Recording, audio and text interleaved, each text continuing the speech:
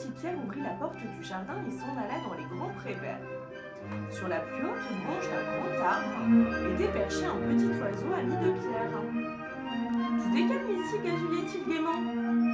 Un canard arriva bientôt en se dandinant, tout heureux que Pierre n'ait pas fermé la porte du jardin. Il en profita pour aller faire un plongeon dans la mare au milieu du pré.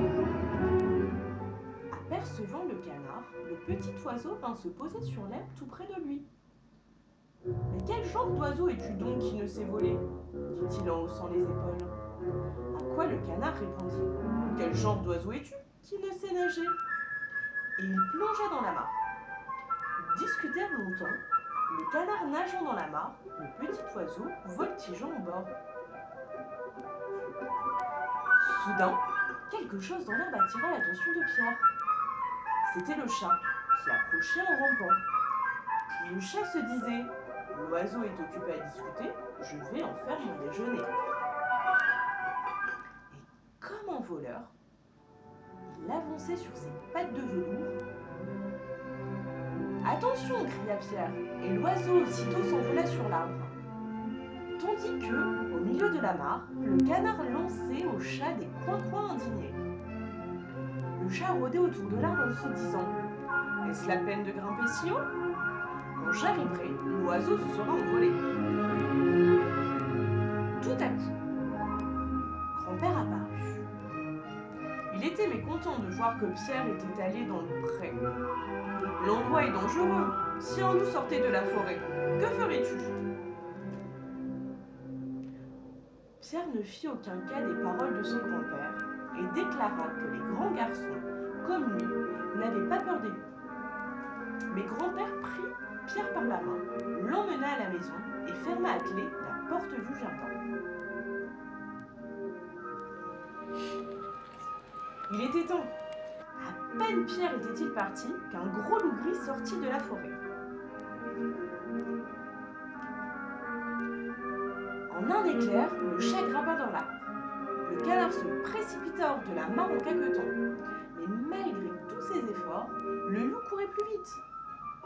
Le voilà qui approche, de plus en plus près, plus près. Il le rattrape, s'en saisit et l'avale d'un coup. Et maintenant, voici où en étaient les choses.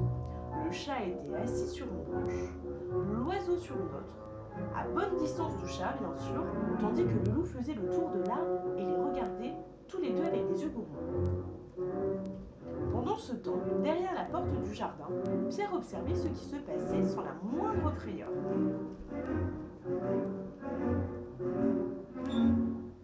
Il courut à la maison, prit une grosse corde et grimpa sur le mur.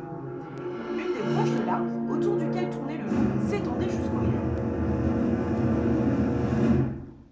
Pierre s'empara de la branche, puis monta dans l'arbre. Pierre dit alors à l'oiseau: va voltiger autour de la gueule du loup, mais prends garde qu'il ne t'attrape.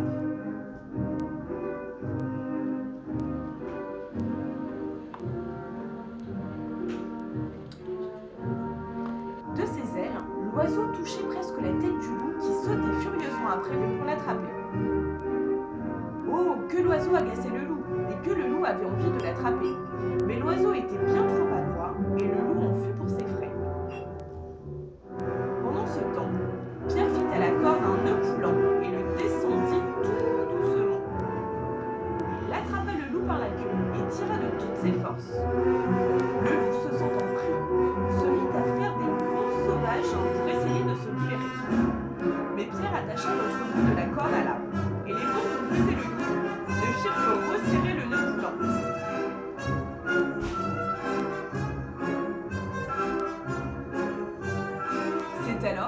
C'est alors que les chasseurs sortirent de la forêt. Ils suivaient les traces du loup et tiraient des coups de fusil.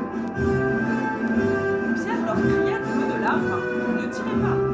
Petit oiseau et moi, nous avons déjà attrapé le loup. Aidez-nous à l'emmener au jardin zoologique.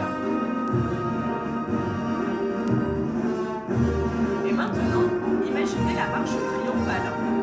Pierre en tête, derrière lui les chasseurs traînant le loup et fermant la marche, le grand-père et le chat. Le grand-père mécontent hochait la tête en disant: ouais, et si Pierre n'avait pas attrapé le loup, que serait-il arrivé? Au-dessus d'eux, l'oiseau voltigeait en gazouillant gaiement. Comme nous sommes braves, Pierre et moi, regardez ce que nous avons. Comme nous sommes braves, Pierre et moi, regardez ce que nous avons attrapé. Et si vous écoutez attentivement, vous entendrez le canard caqueter dans le ventre du loup, car dans sa hâte, le loup l'avait avalé vivant.